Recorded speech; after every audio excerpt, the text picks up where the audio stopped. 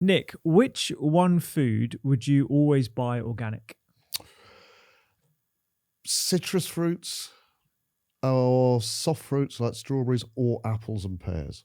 Okay, interesting. Will washing fruit and vegetables with water actually work if I can't afford organic? Probably not. What's the number one thing we should all be doing to reduce pesticide exposure? A number of things. If I'm Choosing gonna push on certain one. organic produce would perhaps be the best way to avoid dietary exposure. Okay. On that note, is it worth also choosing clean beauty and personal care products? I think that's probably a different area. I don't think pesticides necessarily come into that Okay. particular bracket. You might talk about avoiding PFAS forever chemicals. In that case, it would be. Okay. And quite a controversial question. Do pesticides cause cancer? Yes. Interesting. All right, Nick, we have a lot to go through. We have a lot to go through. Why don't we first start by talking about pesticides more broadly? I think we band around terms quite a bit. Even I do pesticides. What are actually pesticides? What are they used for? And how would you explain it to our audience? Okay. Pesticides are poisons designed to kill living organisms. They're the only thing that are sort of legally put out into the environment with the express purpose of killing something. And that's what they do. They do their job very, very well. Unfortunately, they don't limit themselves to just those things that are deemed, as pests or something that you don't want. Okay. And when I'm talking about pesticides, I'm talking about the whole range of sides that kill things. So insecticides that kill insects, herbicides that kill plants, fungicides that kill fungus, molluscicides, slugs, etc., etc. So anything with a side on the end of it sort of falls under the category of pesticide. Okay, great. So in my mind, I'm picturing pesticides as more of an umbrella term that encompasses all those different types of sides that have the explicit role of killing things, whether that's specific animals, pests or insects, plants. Now that kind of sounds scary, but I guess the parallel in my mind, at least as a medic, I'm thinking about antibiotics. Now we can use antibiotics in a broad spectrum way that can have negative consequences, but we can also use it in a very targeted way, depending on the type of antibiotic, the format of the antibiotic. Is that how you would class the same thing, or would you say it's? There are certainly parallels with that. I mean, pesticides it's an interesting area. There's a lot of grey areas involved in it. It's not all pesticides are bad, or all pesticides are good. They have a function. There's no question about that. And certainly since sort of the end of the Second World War, when they really started developing and there was a need to grow more food, they played a role in that by protecting crops from pests and diseases and allowing us to sort of grow enough food to feed ourselves, etc. So they do have a role. It's not all of them are equal. So some are more hazardous, more toxic than others. There's also a great deal of overuse, misuse, unnecessary use, and that sort of thing. So, yeah, I think there are some interesting parallels there. I mean, one of the parallels is resistance. Yeah. So resistance develops with overuse, as the same with antibiotics, and we've seen that since pesticides have started being used. So yeah, there are definitely parallels there. They have their uses, but when they're overused or overprescribed, I guess you could say, we have problems. And likewise, there's probably there is a more robust risk assessment for pharmaceutical products. But you also see it in pharmaceutical products, something that comes on at the market as the new wonder thing. Yeah. Down the line causes, huge problems which weren't seen. And this is what we see with pesticides over and over and over again. And the risk assessment isn't great, doesn't look at the real world. And we see problems. And unforeseen or unpredicted problems, and this cycle continues.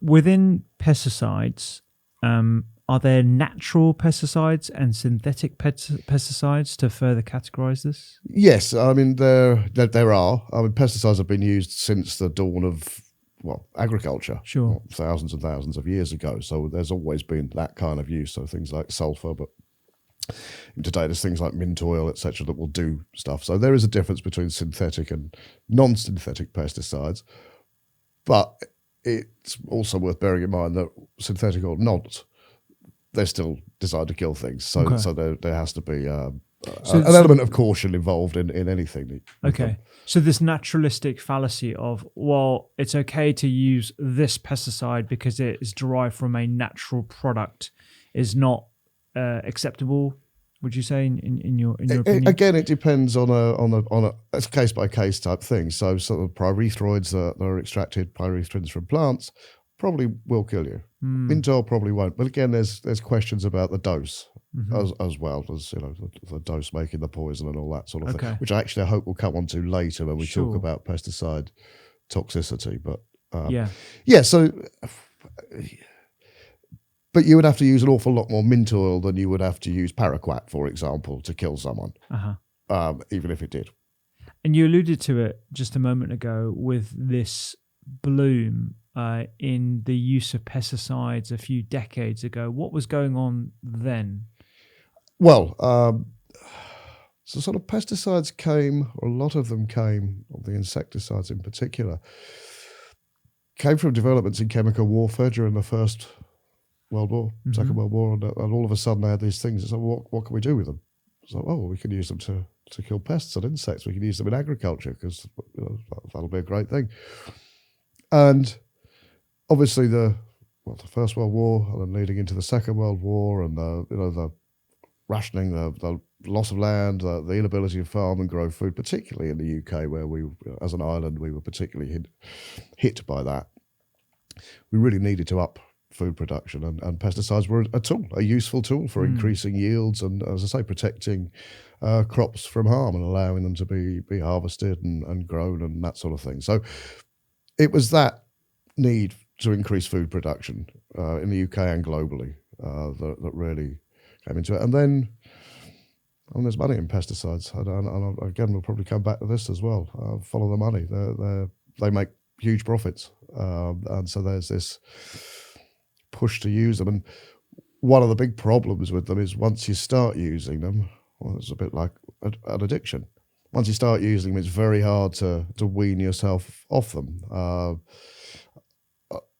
Particularly when you look at things like insecticides. We probably, much as it would be nice to switch to organic agriculture overnight, that's not going to happen because we've destroyed the systems that are required to grow organically. So this indiscriminate nature of pesticides, where they don't just kill the target organism but also impact other things. Insecticide, it doesn't really care what it kills, and there's no such thing as an insecticide that will kill just one insect. Okay, so during this time, post the World War I and World War II, when we have this abundance of chemicals that need to be repurposed, and these petrochemical companies need to find a new use case for these things that they've developed. They're used in agriculture to increase yield, all right, I'm thinking? Primarily, yes. Well, that's exactly it, to increase yield. Okay. And so we get an abundance of produce. I'm assuming prices come down, everyone's sort of happy. Where does the balance sort of tip in your in your mind in terms of how we started overusing and over relying on them? I think it really comes in with sort of the industrial agricultural model, and whilst pesticides are harmful in themselves, we also know how incredibly harmful in terms of climate, in terms of biodiversity loss, and that sort of thing. The industrial the huge monocultures, which we see. Pesticide use really underpins that. So it's sort of when it's switched from perhaps protecting a few plants and that sort of thing to development of huge, the industrial agricultural complex. And when was that? Would you say It's sort of all the 50s, 60s, the Green Revolution, as it was bizarrely called, which it wasn't green at all, but That's what, that's what it was called. So yeah, and it's been, and we are where we are now. And I think nowadays there's a realization that monocultures are no good for anyone, and we need to be going back in the other direction. But again, there's a lot of vested interests at play. So when people say organic, does that mean pesticide free? Yes and no. Okay. You would think so. There are a very limited number of pesticides that are allowed to be used in organic agricultural systems. I think it's around 15. That may have changed. Okay. 15, just 15. Just 15. Okay. Compared to well over 400. Wow. Different active substances. And that's not the only difference.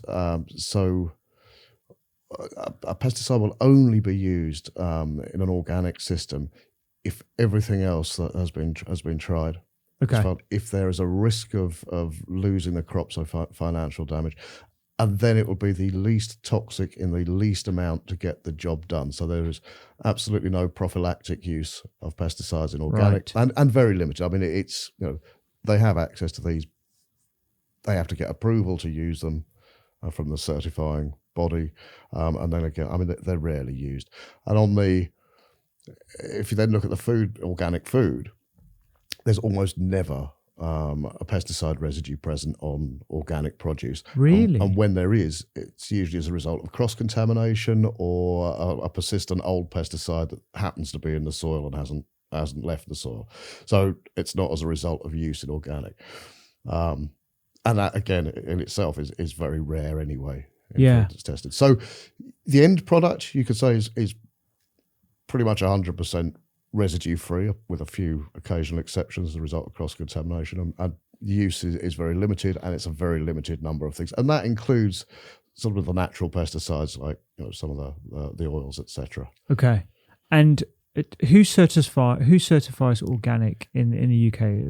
There are a number of bodies. I mean, the Soil Association is probably the one that springs to mind, but there are people like the Organic Farmers and Growers Association who do a lot of the arable certification. Okay. For example. There's a couple of bodies that do it, but they have to go through that. So, and are they all as stringent as each other? Like you were saying, the farmer has to confirm that they've tried everything else prior to using pesticides. They are all as stringent as each other. There are set standards that need to be applied and adhered to before something can be called organic. Okay. And the same actually goes for imported organic produce. Okay, that was my next question. The certifying body of wherever it comes from has to be, the same sort of standards and has to be recognised as being because we've spoken to a few people about particularly supplement products, mushrooms, other certain countries have loopholes where a product can be stamped with the organic label and it actually hasn't met the same rigorous standards that you might find of a product produced within the UK, for example. Is that something that you accept or have come across yourself? I've heard anecdotally that sort of thing. It's not something that I've pursued or our organisation has pursued. I'm sure it happens. It happens everywhere, doesn't it? There's always something, a counterfeit somewhere. There's always somebody trying to do something. I wouldn't be able to hazard a guess at how widespread this is. And I think organic in general, here and elsewhere, I think it's a trustworthy thing. It's something it's not somebody slapping a load of mud on some carrots and saying, "Oh, this is organic," when it isn't. There's trust in the system, and I think you can trust the certifying bodies. Certainly in the UK. I mean, certainly in the UK. Yeah, I'm trying to give the listeners and viewers perhaps a heuristic of, okay, if something says organic and it comes from this jurisdiction, this trading body, this European counterpart, whatever it might be, I can pretty much trust it. If it comes from, and not to pick on China, but let's say it comes from China and it says organic, am I going to be able to trust it to the same degree I would do mushrooms coming from somewhere in Bristol? I would have thought so. Okay. Because there's then a huge reputational and a financial risk if someone is then currently exposed or caught out, and that does happen frequently. So I think you probably could put your trust in Okay. that kind of thing. Okay. I mean, again, this is where all these sort of grey area nuances come in. I mean, organic referring to the means of production rather than it is an organic item. Let's talk about that, because I don't think people would know the difference between. Yeah. Organic agriculture. It's a way of producing food. That's what it means. It's been done in a certain way that meets these organic criteria. And then there's obviously the broader definition of what constitutes an organic item. So, anything could be an organic item. Yeah. Just a quick one. If you want to take your health to the next level, I highly recommend you check out the Doctor's Kitchen app. It gives you hundreds of recipes that you can tailor according to your health goals, whether that's inflammation, menopause, improving your brain, increasing your heart health. There are tons of recipes that you can filter according to your dietaries and allergens as well. Click on the link down below and check out the Doctor's Kitchen app. Back to the podcast. Because there is this prevailing view, right, that organic is simply a marketing term. That, if you buy your organic carrots or you get your conventional carrots, both of them have got pesticides on. There isn't a clear difference. And if you don't buy into the idea that insecticides or pesticides are harmful, then you may as well just save your money and go for a conventional. What would you say to that individual? I would say that that's probably wrong thinking. Organic is, it has been, and I think there is a problem in the way it has been marketed in some senses, and that it's better for you. Mm-hmm. Regardless of whether it's better for you or not, it's better for the planet. Okay. Organic is about working with nature, not trying to control nature. It's better for biodiversity. It's better for the water that comes off it. It's a better system of growing things. As I say, it's working in harmony with nature. So there are other issues as well around animal welfare. So it's much stronger on animal welfare than a lot of, certainly the intensive factory farmed livestock systems. So there are much wider benefits to organic than just it might be better for you to eat.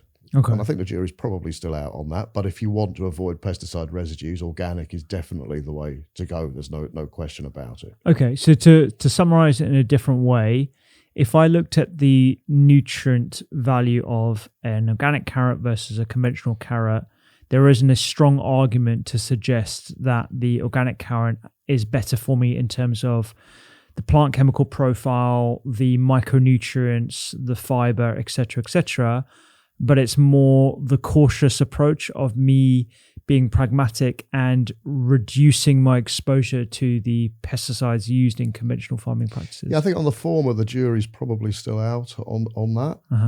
There have been studies going both ways. Sure. So I don't think you can come to any definitive answer on that. On the second, yes. Yeah. I agree with that point of view. If you want to do that, but also support nature as well. Yeah. Then organic is a good choice. Let's talk about that, this idea of supporting nature. So I can definitely get on board with this idea that organic, you're using less pesticides, introducing less chemicals into the environment. That's going to be better for our soil health, microbial health, etc. What about this idea, or this sort of like counter lobbying argument that if you do go fully organic, we wouldn't be able to generate the yield necessary to support our population needs? It's a prevailing argument that I'm sure you've heard of many times. Yes. Is there any truth to that? Well, I don't think there's anyone pushing for us to go completely organic other than in someone's wildest dreams. At the moment, the UK organic agriculture sector is about 2-3% of the entirety. Okay. So that's a very small fraction. It's bigger in some European countries, and there are some ambitions to grow the percentage in some countries, 10% or whatever. I actually would really like to see that here in the UK. Why can't the government set a goal for increasing organic? In terms of yield, there are a lot of wider questions that this brings in. Organic does yield; it yields fine. There's not really a question of that, and I think there are wider questions. Well, actually, what is being grown anyway? we're probably producing too much food as it is. I mean, this is wider questions about the food system as a whole. There's way too, we're growing too much food. There's massive amounts of waste. There's an obesity epidemic. Something's going wrong with the food system anyway. Which is about distribution and what we're growing and why we're growing these things. So whilst we might not, and again, coming back to it, we couldn't switch to organic overnight anyway, because we've decimated all the beneficial insects that would help that support it. But I think there is definitely room for growth for organic, and there should be, and I think that should be a target for the government to increase and support organic conversion, organic growers, and really push this out because of the wider benefits that we would see. And I mean, on this whole question of exposure as well, it's not just dietary exposure. So, rural residents, people who live next to agricultural fields are regularly exposed to pesticides. And again, more organic, less exposure. So it all sorts of fits, but there's room for both. And I think there is also an interesting halfway house, which is something we certainly support, which is agroecology, which doesn't necessarily have to be organic. What was that? Sorry, which agroecology? So again, that's working with natural systems. Okay. Things like integrated pest management, but a proper version of it where pesticides are a last resort, a bit like the approach in organic. Sure. So you're reducing that, and there's some really good work being done by some farmers who realise that actually our use of chemicals is not sustainable. The Nature Friendly Farmers Network in particular are doing some really good work in not only reducing their inputs of pesticides and other things, but also actually increasing their farmers' income, which is got to be a good thing. And this again comes back to a very outdated mode of measuring a farmer's success. The bigger the yield, the better the farmer. Yeah. That's really what's been drummed into farmers. Yeah. And that's ridiculous. Absolutely ridiculous. The measure of success should be your income. And if you can increase your income by reducing your costs for external inputs, even if it means reducing yield a little, then so be it. That has to be the better model. Yeah. Before we go on further with organic, I want to introduce this idea of regenerative. Is there a difference between regenerative and organic farming? Yes. And there's some big questions about regenerative and the sort of the co-opting of the label regenerative by the industrial agricultural sector, and a bit of greenwashing. There are some very good, genuine regenerative agriculture models out there. They may still use pesticides. Sure. To a much lesser degree. There is a risk of it being, I think, co-opted. There was a sort of risk of organic several years ago when there was this notion put forward of intensive organic, which is an oxymoron if ever I heard one. So again, it's at risk of that.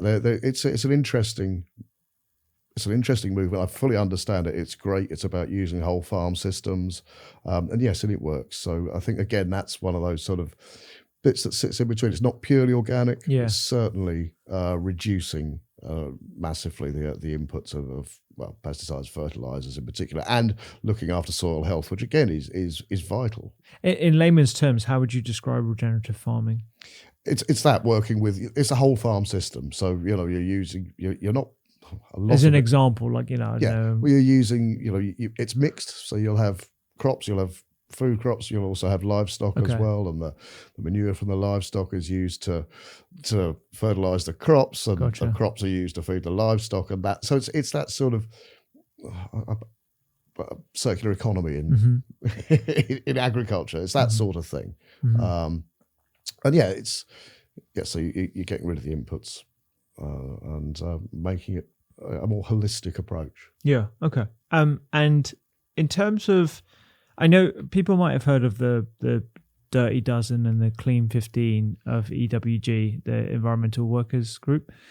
And I've heard, and correct me if I'm wrong, PAN is sort of like the equivalent of EWG in the UK.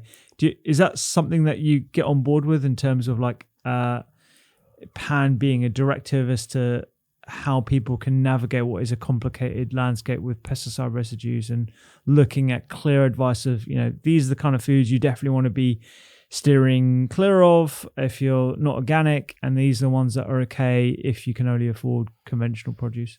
Yeah, I mean, we're not related to the EWG, Sure. as there is a pan North America, and they'd probably be disappointed if I didn't point that out. Okay. But yes, we do publish every year. We publish our Dirty Dozen Okay. list of pesticides, residues, and food. Mm-hmm.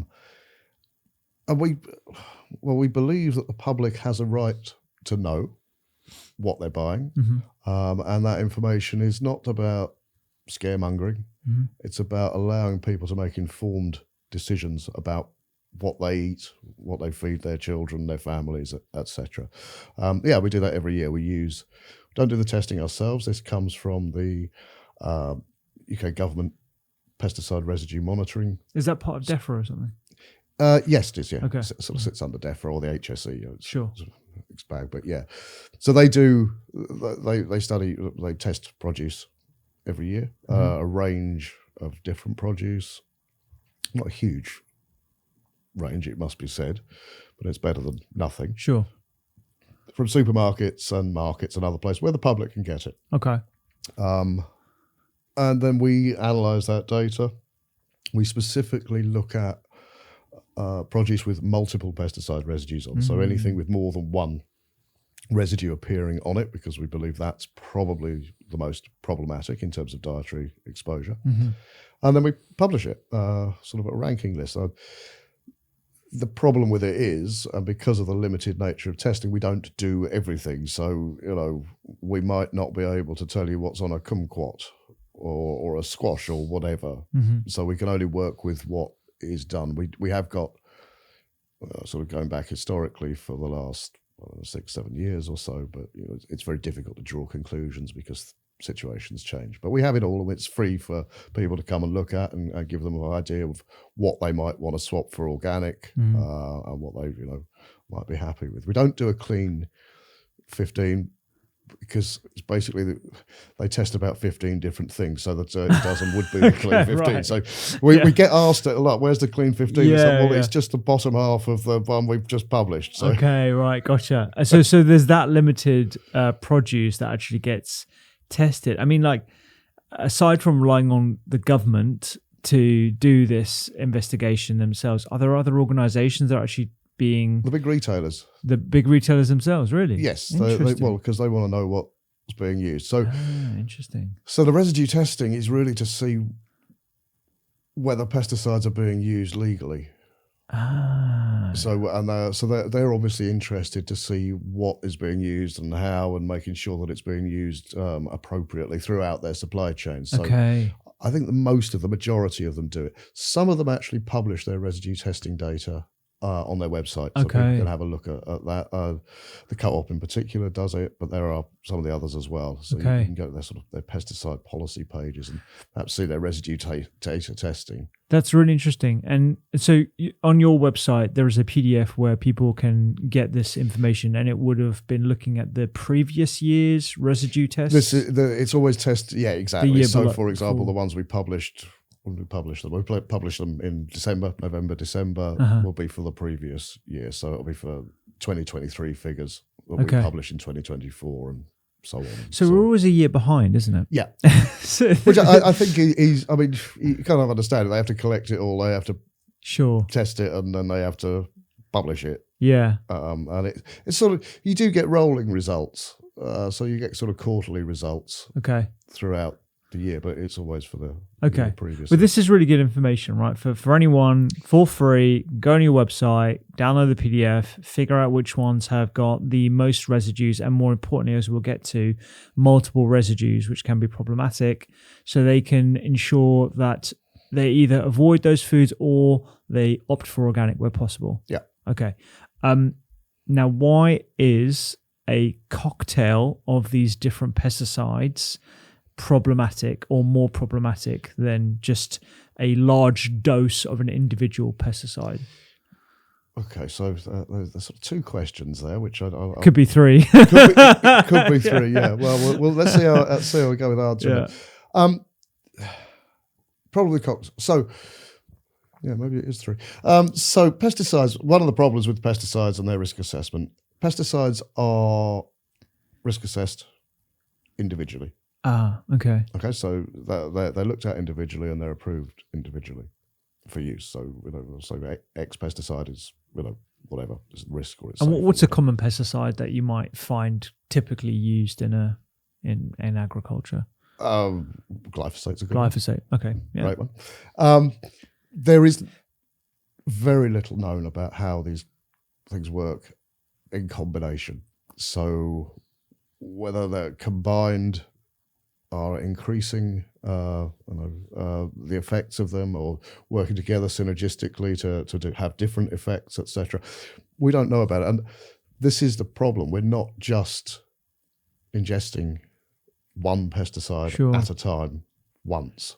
We are consuming multiple pesticide residues on a daily basis throughout a lifetime. And that obviously in combination with all the other chemicals that we come into contact with in our daily life. So there is some research, not a huge amount, to suggest that actually the impact of ingesting cocktails could be worse because of those sort of synergistic combinatorial effects. But yeah, we're a long way from it. The dose thing also is something that's very interesting. I think I already mentioned it earlier. The dose makes the poison. Well, actually, again, we're in the very early stages of this, but there is some compelling evidence to show that actually with some pesticidal substances, those that are sort of endocrine disrupting chemicals, low dose response could have a far greater impact than higher doses. Really? And again, that's something that needs to be looked into, yes, and is sort of counterintuitive. Yeah, it is. But again, it's like, and we're getting regular low doses. So what is the low dose effect? And I think that's something that certainly needs more research and more looking at. And I think the main point is that really the only way you can be safe and sure is, we need to really reassess and change the way pesticides are used to grow our food. And that's the bottom line here.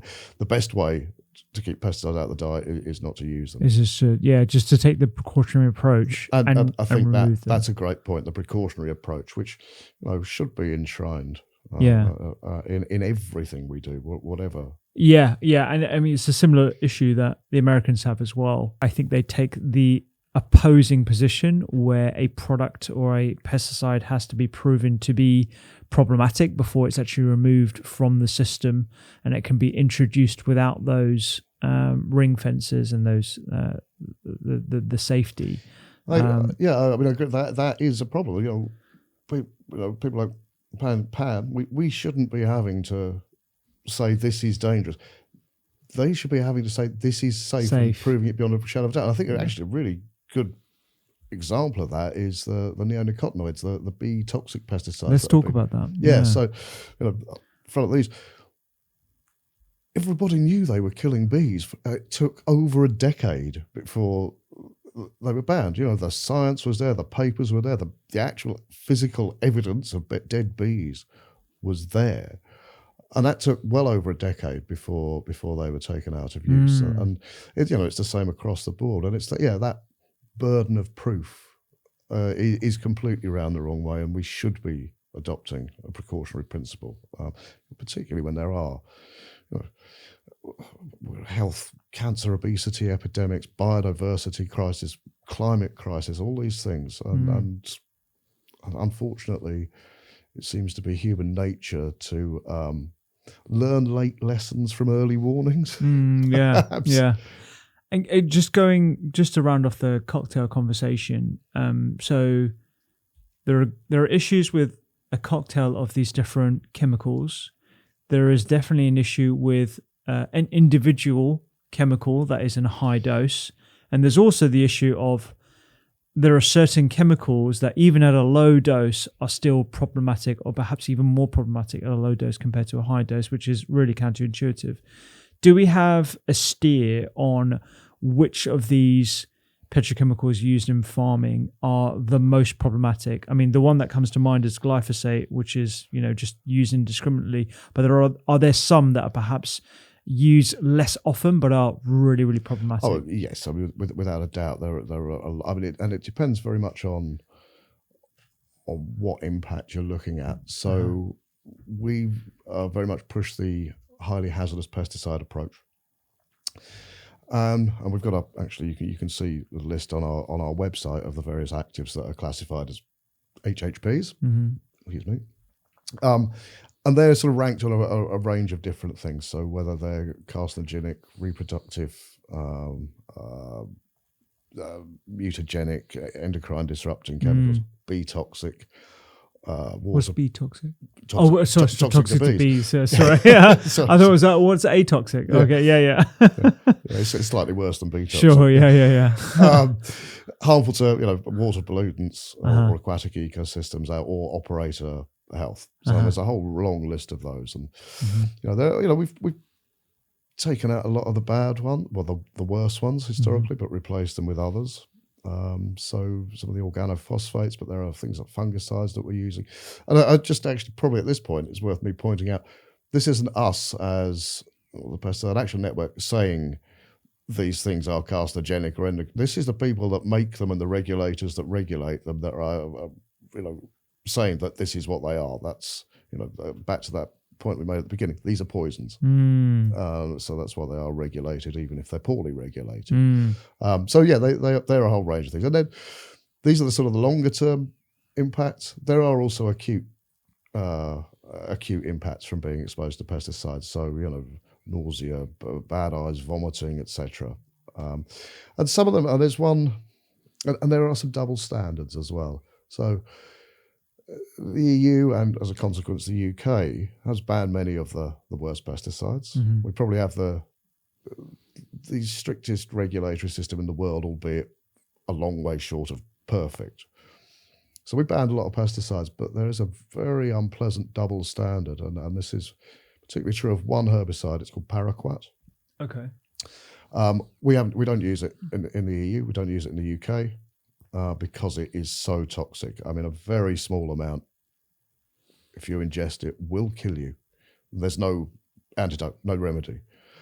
We still manufacture it in the UK and export it to the developing world.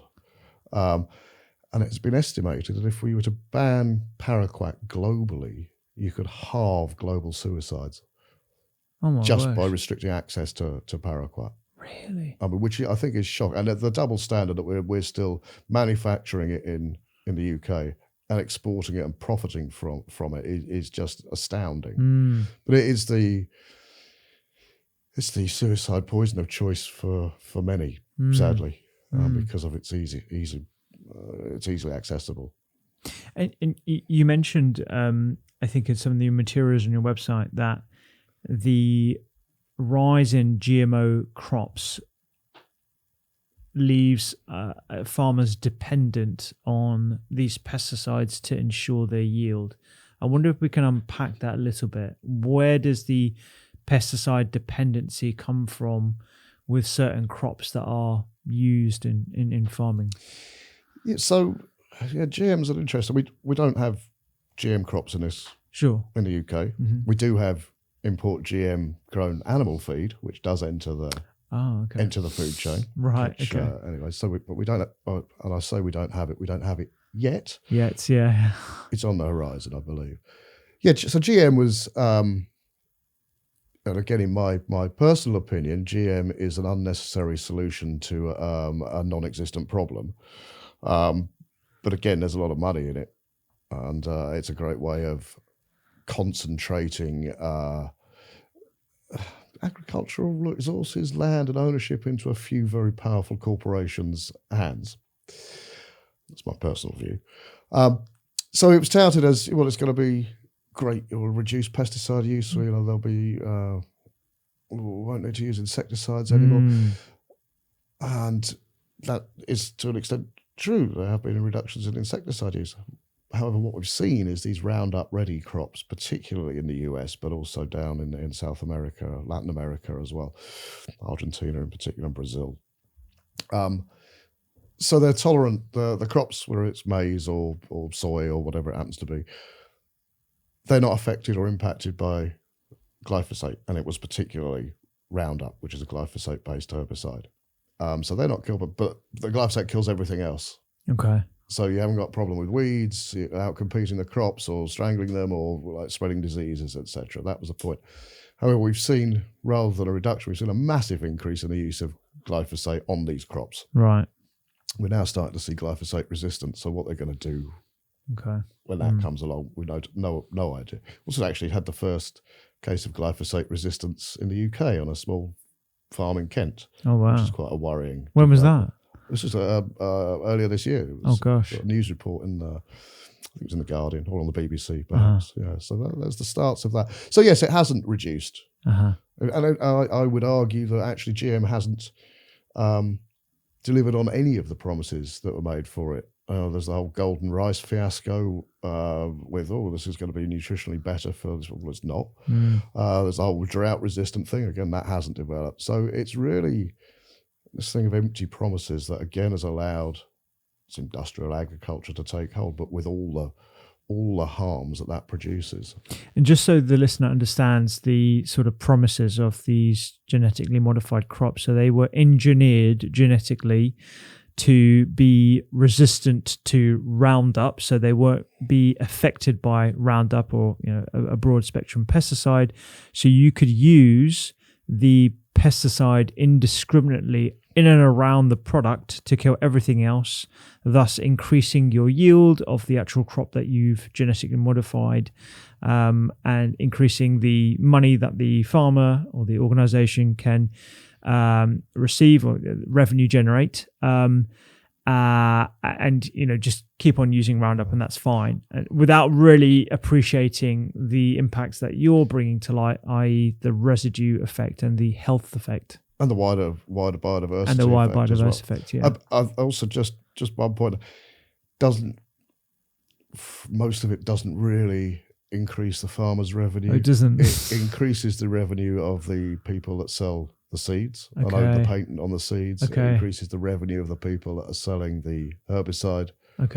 Doesn't really benefit the farmer all that much. And actually there's some quite high profile cases whereby farmers have suffered as a result of it, or next door neighbours have suffered as a result of it, and been sued for ownership. And there are associated with GM, there are much wider issues of sovereignty, food sovereignty, seed sovereignty. A very few number, small, and I think we're talking 4 companies in the world own 85% of the seeds in the world. 85%? Something like that. Wow. I mean, it's huge. They own them. Yeah. They're patented. You can't swap them. You can't save seeds from things you've grown using these seeds and then plant them on, or they don't have seeds in them because they've been engineered not to have seeds in them. So again, you can't carry it. So again, it's this concentration of monopolization of agriculture into a few very powerful corporations' hands, which is worrying. And sorry, I've got a little bit off track here. But again, there's been this growing movement of seed swaps. So coming up in February, it's Seedy Sunday, where people get together who've grown fruit, vegetables, and they swap their seeds. They trade heritage seeds and heirloom seeds and all that sort of thing, which is I like it. It's great. It's really. If there's a Seedy Sunday near you, go and check it out. Is this something that we should be encouraging? I think more widely we should be encouraging everyone to grow their own food where they possibly can, but we should also be encouraging community food growing. We should be encouraging food growing in schools. We need to connect with our food and what's going on. And there are some really good examples of it. And Incredible Edible. Yeah. So you've got a book behind you. Yeah. Really inspirational. We worked with them very closely in Lambeth, for example, where they were growing food on the housing estates there. But that all fitted in with our pesticide-free towns campaign because they wanted, and Lambeth has gone pesticide-free. Yeah. But Pam Warhurst, she's been on the pod. She's a personal hero of mine. She's inspirational. I was on a panel with her a few weeks ago in Wales. And I mean, she is inspirational. Still full of energy. Yeah. I remember visiting Todmorden and her doing a little tour of the Incredible Edible and the stuff that was on her TED Talk, which is amazing. Yeah, but actually, in terms of, so we were talking about organic and avoiding residues. Well, a great way of avoiding residues is if you can grow your own food, or as a community, you can have a space to grow your own food, because then you know exactly what's gone on to it, and what hasn't gone on to it. Yeah. But I think the idea that this disconnect from food is really damaging, and I think that needs to be addressed. And there's a Uh, lot of scope for changing things. I totally agree. Let's talk a bit more about this idea of pesticides and ill health, Yes. because there's something that I know you wanted to get across, and I think we've veered toward this being more of a farming issue rather than actually a health issue. And I think this is an important message that Pan's about and you're about as well. So let's talk about some of these health effects of pesticides more broadly. Yeah. So, I mean, pesticides have been linked to so many different things. I mean, cancer is probably Yeah. the most high profile thing that people understand. So, for example, there have been some, well, not just one or two, but hundreds or thousands of legal cases in the US about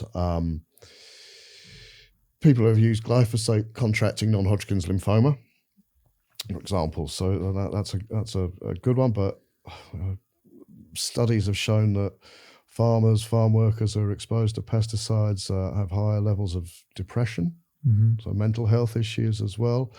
I think one of the most high profile in the UK was what can only be described as the scandal of the sheep dippers being poisoned by organophosphate pesticides. This happened back in the 80s.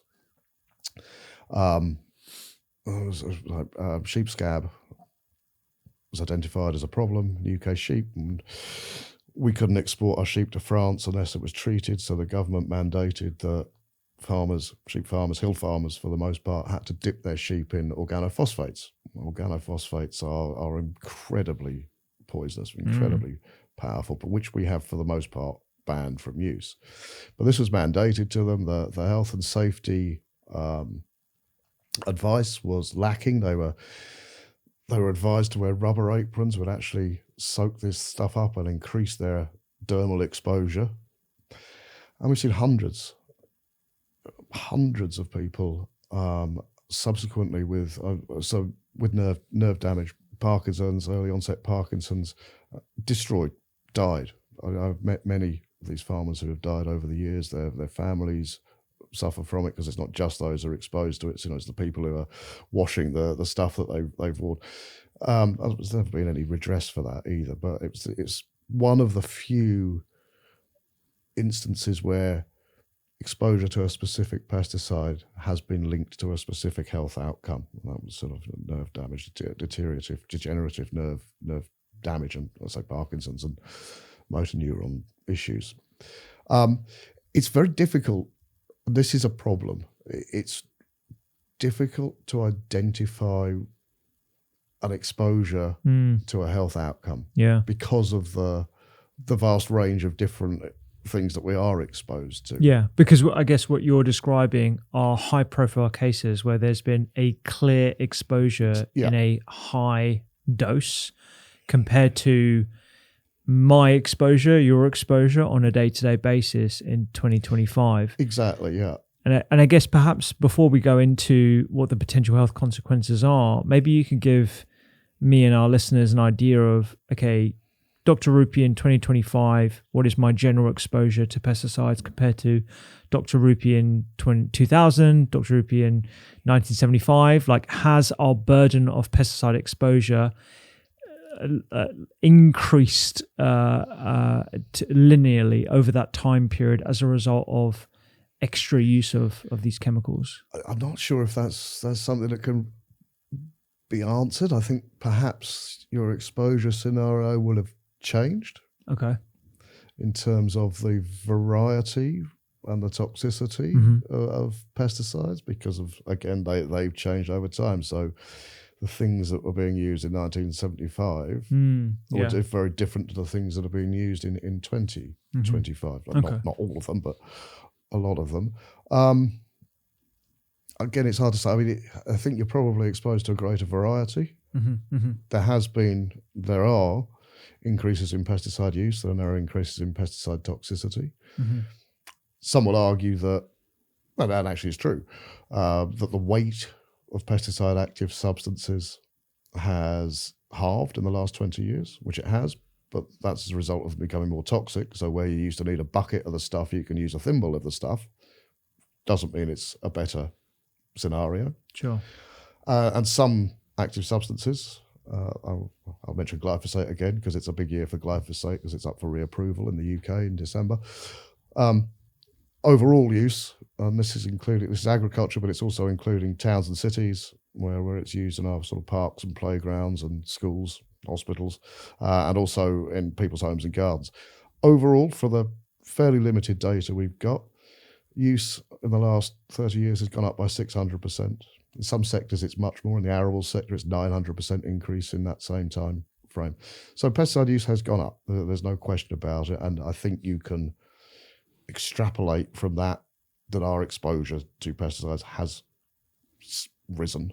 Okay, so it's a difficult question to answer because It is. Whilst the dose of any one particular pesticide may not have overall increased, the exposure to multiple different pesticides at different doses, some lower, some higher, has actually increased. Probably. Okay. I think it's about as definite as I can get on that. Totally. We've danced around the subject of glyphosate a bit. Let's talk about glyphosate, otherwise known as Roundup. I ignorantly thought that this was more of an issue in America, where they tend to talk about it quite a bit, particularly health influencers, doctors, etc. I don't think I appreciated the exposure of glyphosate in the UK. I actually thought it was something that we didn't use in the UK farming system, let alone in our back gardens. So what is glyphosate and why should we be worried? It's interesting you should say that. Personally, so I've been working on this for like 17, not glyphosate, but pesticides for 17. When I first started, the public had no idea about, they couldn't name a pesticide. And when you talk to them, apart from yourself, but so many others I assume as well, they can now name two, glyphosate and the ones that kill bees, which is a step in the right direction. Yeah, so glyphosate is a weed killer, herbicide. It is the most widely used herbicide in the world. It might be the most widely used and popular pesticide overall in the world.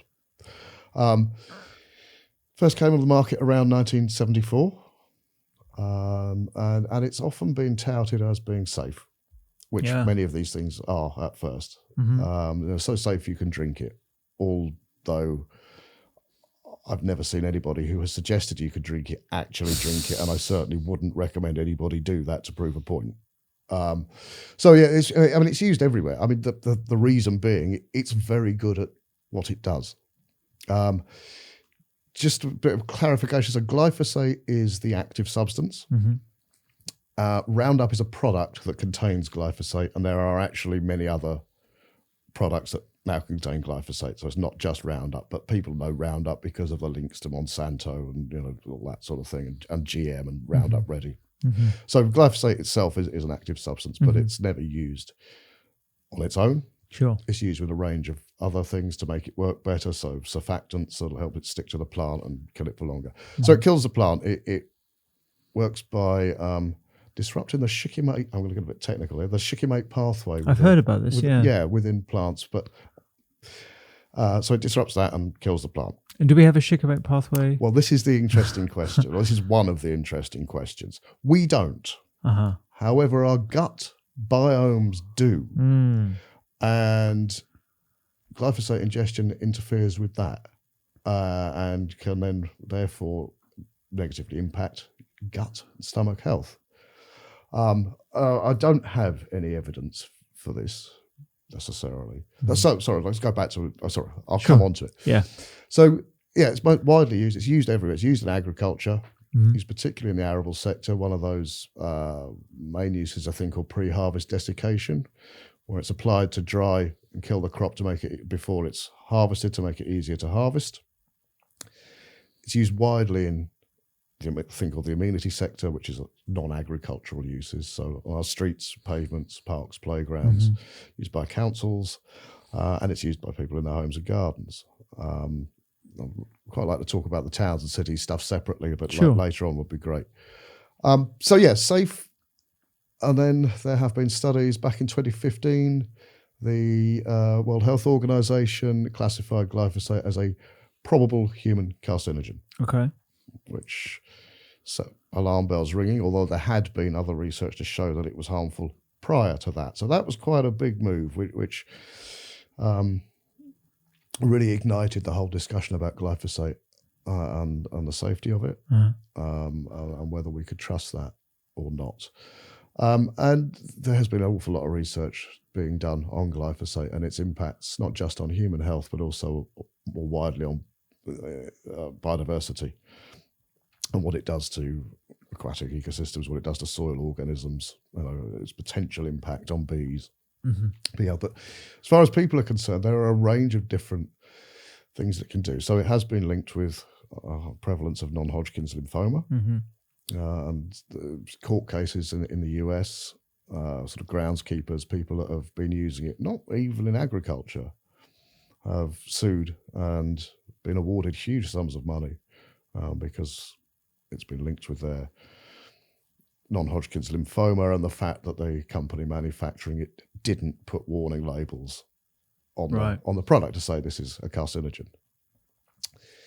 Evidence here show lots of peer-reviewed science to show that actually this is doing this, but also things like oxidative stress, DNA damage, increasing non-alcoholic fatty liver disease. Some studies have linked it to birth defects, and there's been a lot of quite interesting sort of campaigning, testing people's urine. So there was a big one where a lot of MEPs were tested, but we've had one, Friends of the Earth have done one, and others have done them in the UK. Most people will probably have glyphosate in their urine. And a study I was looking at the other day is that those who do have glyphosate in their urine have increased biomarkers for a range of cancers as well. All that information is going out there. And just a little bit of a pointer, we will soon be having a dedicated webpage about glyphosate and what's going on with that. So again, back to this precautionary principle, there's more than enough science out there, good, solid, robust science, to say we'll err on the side of precaution and we should not be using this. So last year, the European Union reapproved use with a couple of minor restrictions on it, only for 10 years instead of 15 years. So that's a nod to the fact that there might be something wrong with it. Our colleagues, Pesticide Action Network Europe, have taken out a legal challenge to say that actually some of the key toxicity data, some of the key health studies were ignored by the regulator when the approval was given. We've got the same issue about reapproval coming up this year in the UK. So again, we're going to push forward as much evidence as we can to say, look, at the very least, the stuff should not be available for the public to buy, shouldn't be being sprayed in our towns and cities, and certainly not in our schools. So when you see council workers with the sort of plastic tub on their backpacks, and they have a little sprayer that looks like a Karshon car washer spray, and they're just going up and down the street and just spraying, the little weeds on is that a Roundup product? Quite probably. Gosh. Yeah. So yeah, it's like I say, it's used because it's cheap and it works. That's the bottom line here. But France has banned the use of all non-agricultural pesticides. So as a citizen in France, you cannot go into a supermarket or whatever they have, B&Q equivalent or whatever, and buy any kind of pesticide to use in your garden.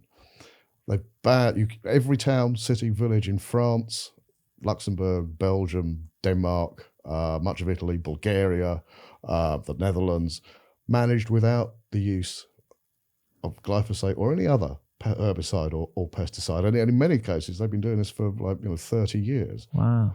So it's perfectly possible.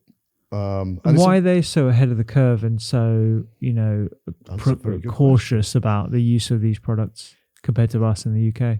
It's a great question, and I don't think it's something I can answer. It's not politely, and certainly not in public. But there are, again, so it'll be a quick win. We're calling for a ban on non-agricultural, but urban use of pesticides. But we've been running a campaign for the last 10 years, our Pesticide-free Towns campaign, which we initially set up as a way of empowering local communities. So we produce lots of evidence, case studies, that sort of thing, and advise them how to set up campaigns to put pressure on their council, from parish council up to county council size. And then they did. People started campaigns. I think we've had over 120 campaigns across the UK, and we've got councils then started to phase out and end the use of herbicides. And it is mostly glyphosate when we talk about council use. And over the last sort of 4 years, we've had councils coming directly to us and saying, how can we phase these things out? So I think there's a real desire to do this amongst councils, but councils are in a difficult position financially. I mean, there's no question about that. So we really need the support from central government to say, well, this is what we're going to do. We're going to ban it, phase it out, and we're going to help you to do that as well, which is what we'd like to see. Which, I mean, the vast majority of pesticides are used in agriculture. About 90% of all the pesticide used in the UK are used in agriculture. Rest 10% used in towns and cities. But when you think about how many people live in towns and cities rather than out in the countryside, you've been reducing the exposure. Millions of people, not least children, who are one of the most vulnerable groups when it comes to the impacts of pesticides. And certainly there's no place for them in schools or parks or playgrounds or picnic areas or whatever. Putting on our tin hats in Conspiracy Corner here, do you think it's because members of central government are compromised by lobbying groups of these big corporations that actually produce these glyphosate-containing products?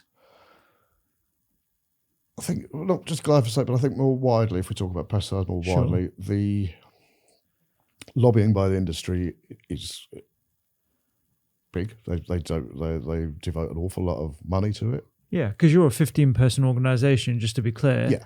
Based out in Brighton. With very limited resources. With very limited resource compared to billion-dollar companies. Yeah, so the lobbying budgets are huge, and they do it, whether that's at EU level or UK level. There's no question that goes on.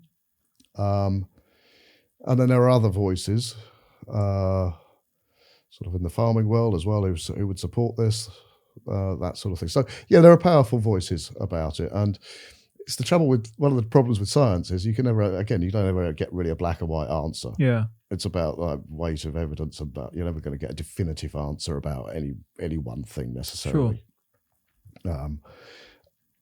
So it's about who they listen to and the science that they listen to, and then there are other issues about the regulatory system and how that's done. I mean, I could talk a little bit about what's happened to us in the UK since we've left the EU, which is we don't really have a regulatory system. Really? Not yet. We don't have a strategy. We don't have a system. What we should be doing is following what the EU does, because that's the easiest thing to do. Sure, yeah. Ultimately, our biggest trading partner is the EU, and we want to still produce to them, so keep to their standards. But we're starting to see divergence. We're starting to see divergence in, and this is a weakening of standards in some pesticide residue crop combinations. We're seeing and I think that seems to be deliberate and is about trade and that sort of global trade and these up in the air plans for trade links with these far flung countries. So I think that's being done, positively by them. Not in a positive way, but deliberately. And the other one is there's a divergence in what active substances are allowed to be used. So we're seeing the EU taking a few out, and we've just sort of extended them, and that's not deliberate. That's because we have a lack of capacity. We don't have the people to make these decisions, to review these active substances. So there are some serious issues, I think, ahead. And as a listener listening to this, someone who can write into their local council or their parish council, are there any other things that they can do beyond that to try and enable their voice to be heard with regard to use of these chemicals in local towns and cities? Yeah, I mean, we have a lot of things that people can get involved in on our website, available, www.pan-uk.org, writing, signing up. But then at a more practical level, so we've seen, again, this is getting back to this sort of idea of communities and people doing it for themselves because other people aren't. There's a lot of places where streets have got together to opt out of being sprayed and gone out and done the weeding themselves. Okay, yeah. Which is great. And it's a way of not only getting the job done and saving the council some money, but also of sort of socialising and get to know your neighbours, but also getting an understanding of what's growing on your streets, because not everything that grows on streets is bad. Yeah. There are a lot of good things. We've got a really great guide actually on, we stopped calling them weeds, we call them pavement plants. Okay. Again, which people can download for free. But there's some really fascinating stuff growing right next to us that doesn't need to be eradicated. I mean, some things you might want to get rid of, like a rhododendron growing through a wall. But other things, they're some of them, I think in Lambeth it was where they stopped spraying. You've suddenly got red list endangered plant species popping up through the cracks of the pavements in Brixton. I mean, it's amazing what's out there if you look. So yeah, people could do it for themselves and take it into their own, or they can start a campaign or whatever. We've got loads of resources for people to come and look at, from food residues to pesticides in towns and which supermarkets are doing good things or not. So we have loads of it. It's all on there. It's all free for people to use as well. Everything we have is downloadable, viewable, or whatever. In terms of the urine tests that you mentioned, I personally am interested in doing tests to determine my current level of exposure to a number of different pollutants, whether it's PFAS or pesticides or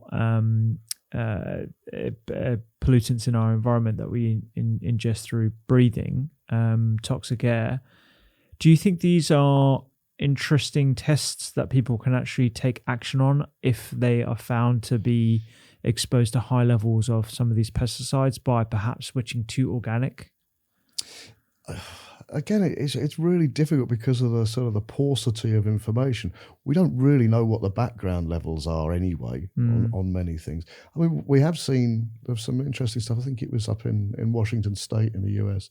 It may have been done elsewhere as well, where they did some testing before of people with a normal diet. And I think it was particularly for glyphosate, but also some other pesticides.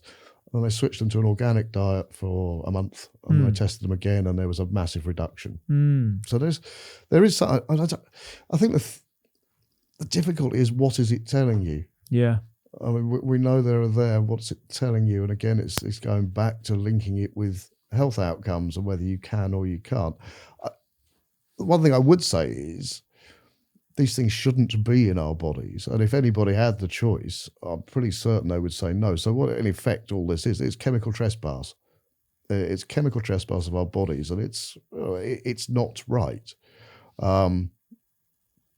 What we can do about it and what it means when you've got it in there is, again, I think, open to interpretation. But again, you've got the thing I mentioned about the cancer biomarkers being associated with the presence of glyphosate in urine. I think there are warning signs, definitely, but again, each individual's reaction to anything is very different, which again is why the risk assessment is flawed, because it's the risk assessment for the average, and there isn't any such thing as an average person.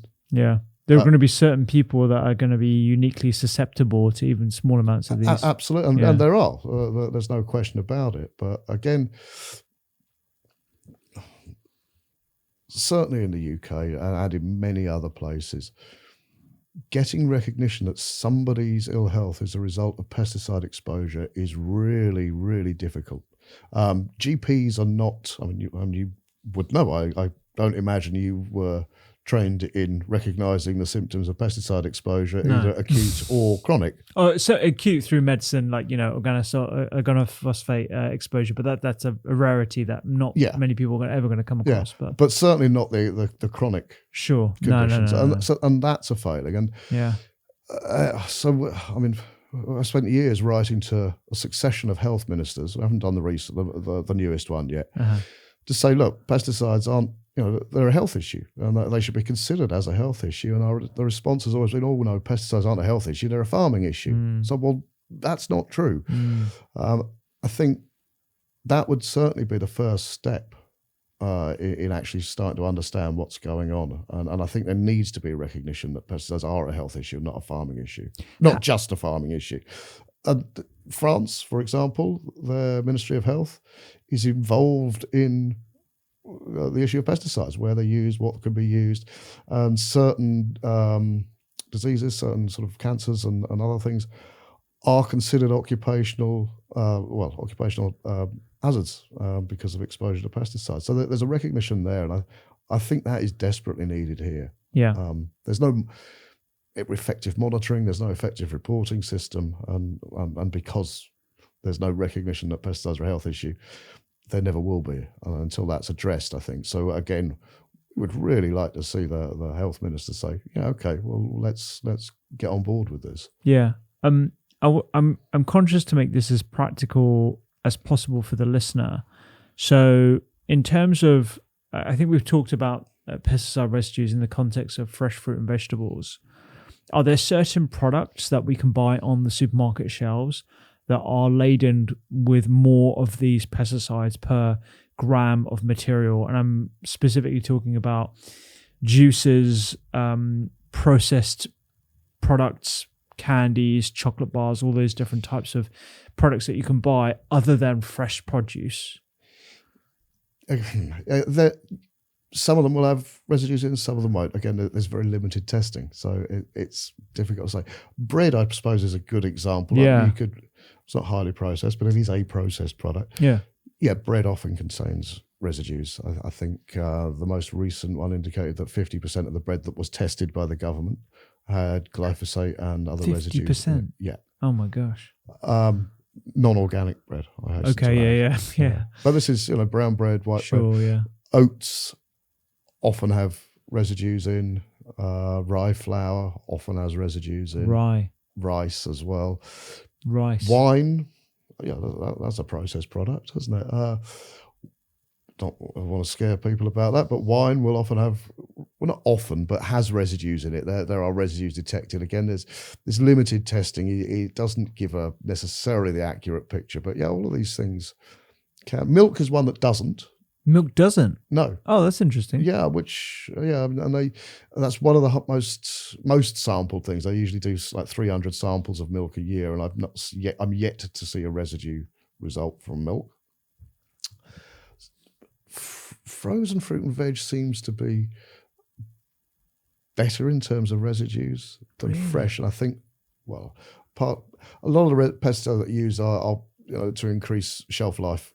Ah, interesting. So if you're flash freezing at source, you don't need them. Ah, interesting. Okay. So transportation, so things that are coming from a long way away, things that need to be stored for a long time, they will have things like fungicides, things like imazalil, which you'll see sometimes on the label of a lemon. Mm-hmm. They'll have those applied to help that. So,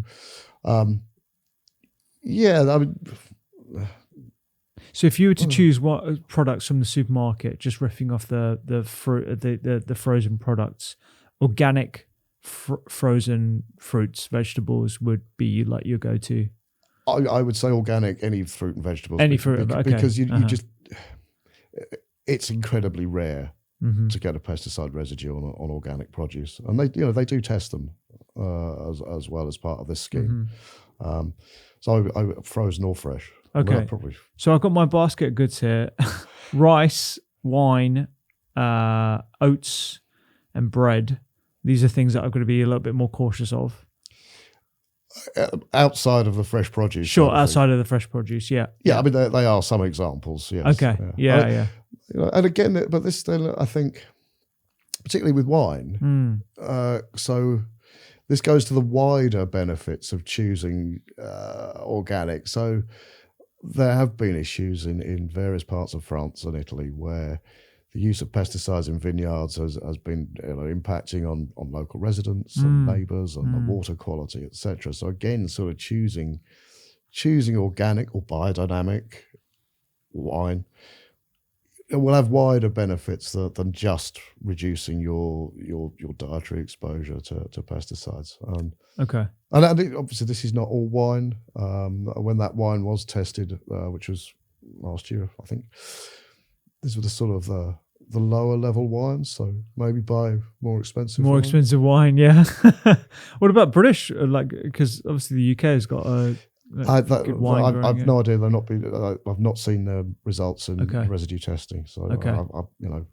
we're really limited by what is tested by the government because it's an expensive business. It would be great to like just have like almost like a scanning product or like, you know, a search bar in a database for products in certain areas, whether it be UK, EU, or I could just type in and be like, you know, should I be worried about my biscuits that are made with this type of flour? And it gives a general idea of what your pesticide exposure could be. Yeah, I mean that's a little bit like our downloadable thing. It's like having in your pocket when you go shopping. Yeah, And so, yeah. okay, Or on your phone. Yeah. What we've often thought is that it seems bizarre that organic has to be labelled, whereas it should be the other way around. It's like, you know, this banana was grown with X pesticides on it, you know. Mm-hmm. But that's the way it is.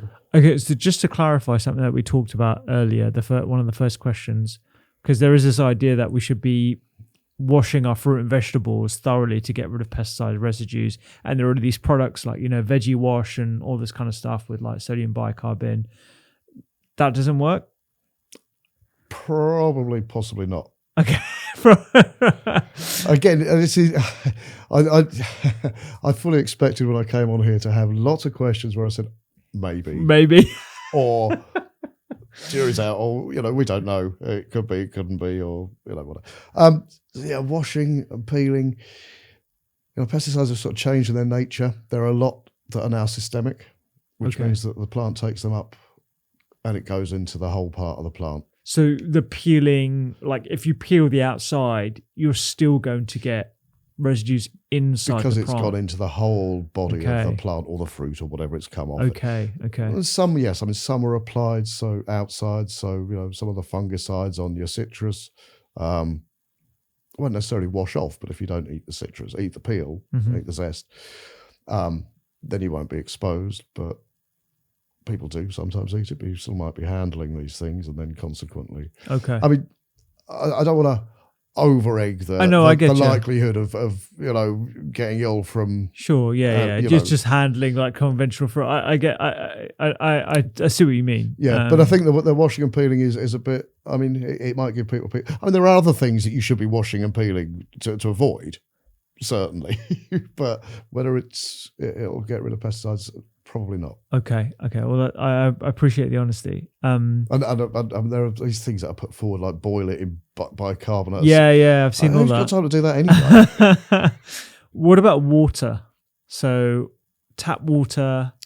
Should we be, you know, investing in really expensive filtration devices? Is that actually going to do anything in terms of pesticide residues? It might do for other things.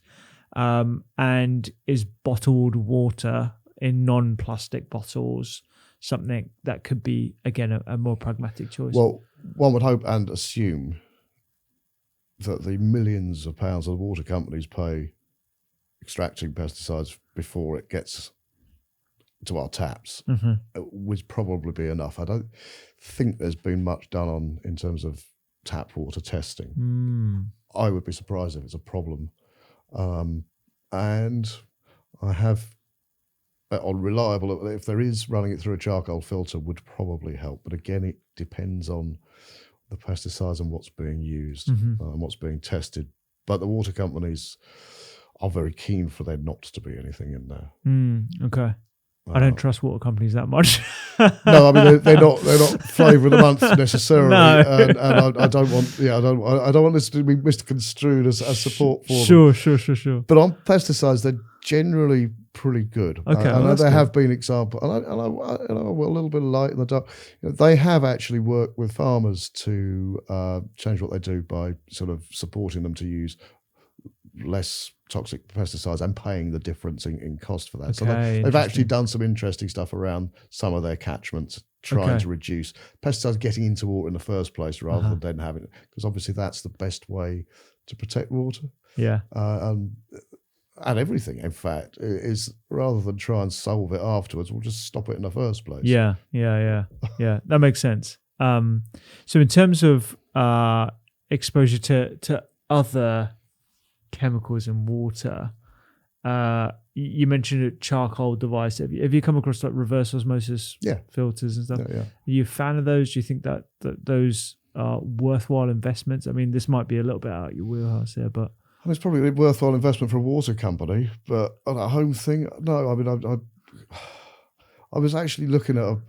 Again, this is my personal view and not our organisational view. Sure. I was actually looking at one of those sort of water bottles, and I said, "What on earth did we do before we had these like portable water bottles? And what on earth did we do before we had plastic water bottles?" And it's nonsense. There's nothing wrong. In my opinion, there's nothing wrong with tap water. And no, it's all just marketing. Okay. Even the portable ones, this is like the new sustainable thing. It's less sustainable because it's still using resources than actually just having a glass of water out the tap. Yeah. Well, I mean, the pushback to that would be you're less reliant when you're out and about on. I agree, but we should be supplying water fountains around the place for everybody to do, rather than this. Anyway, that's as I say, my personal view. Yeah, totally. And I guess across the pond, there's a lot of change going on in their central government, and they have quite an interesting figure in their new health minister, or not health minister, but the head of health or whatever that terminology is, and Bobby Kedney. He's pretty aggressive, at least on Twitter, or the artist formerly known as Twitter, now called X, on tackling big corporations with their pesticide use and all the petrochemicals that are used in the food supply. Are you hopeful from that perspective? I mean, he's got some really interesting views on other elements of health that we don't really need to go into, but are you hopeful from that slither of their I'm not sure if I'm hopeful's the right word. I'm very curious to see how this all pans out. And this is just on pesticides that I'm referring to, and if it comes through with any of that, there could be some significant changes in pesticide use in the US, which would potentially have a knock-on effect. But I think it's too early, really, to make any kind of a bold statement about whether this is going to be a good thing or a bad thing. I think we're just going to have to watch. I like your idea of light in the dark. Yeah. I'm going to plead the fifth on that one, I'm afraid. Yeah, I mean, within that slither of their sort of policy making, I'm very curious to see how they're actually able to get things through Congress that would lead to massive changes in their food supply. I mean, it's very hard to argue with an attack on ultra processed food producers. Obviously, other areas of their health policy, I may have disagreements with, but I think on that element, I mean, if the Americans were actually able to make a dent in ultra processed food production and consumption, I mean, that would be. I mean, it's huge. Be, exactly. I mean, it'd be a huge, strong, powerful message. But I think I'm sceptical about how much of a dent they will be able to make, even with the best will in the world, because of how ingrained and involved, processed food manufacturers, outlets, etc., are in the US and in US culture. In fact, I mean, it's deeply embedded. Yeah. So, I mean, yes, it's going to be interesting, isn't it? Yeah. Okay, so just to end this conversation, because I could pepper you with questions about loads of different areas for another hour or so. Organic is worth it? Yes or no? Yep. For multiple reasons. For multiple reasons, not just health, but also biodiversity, the environment, etc. Limiting our exposure to pesticides from other sources is again worth it, I'm assuming. organic is not just marketing or hype; it actually has benefits. Absolutely, it does. Yes. And if you can grow your own, do so. If you can grow your own or become part of a community growing thing, then yeah, absolutely do it. Fab. Any other points that you want to get across for our listeners? Yeah, I mean, your voice is powerful. Speak up. We can actually do things. We can do it ourselves individually or as part of a wider group. We don't have to wait for the politicians to do these things. And I think there's power in everybody's hands, and it's about utilising that to make things better for everyone. And that, I think we need a bit of belief in that, because these are fairly dark times in general. But there is this ray of optimism that we can change things. Amazing. Thank you so much, Nick. This has been wonderful. That's been great. Thanks. If you want to know the 4 ingredients that I get into my diet every single day to protect your health and potentially even improve healing, then click this video right here. It's all about my 4 favorite ingredients.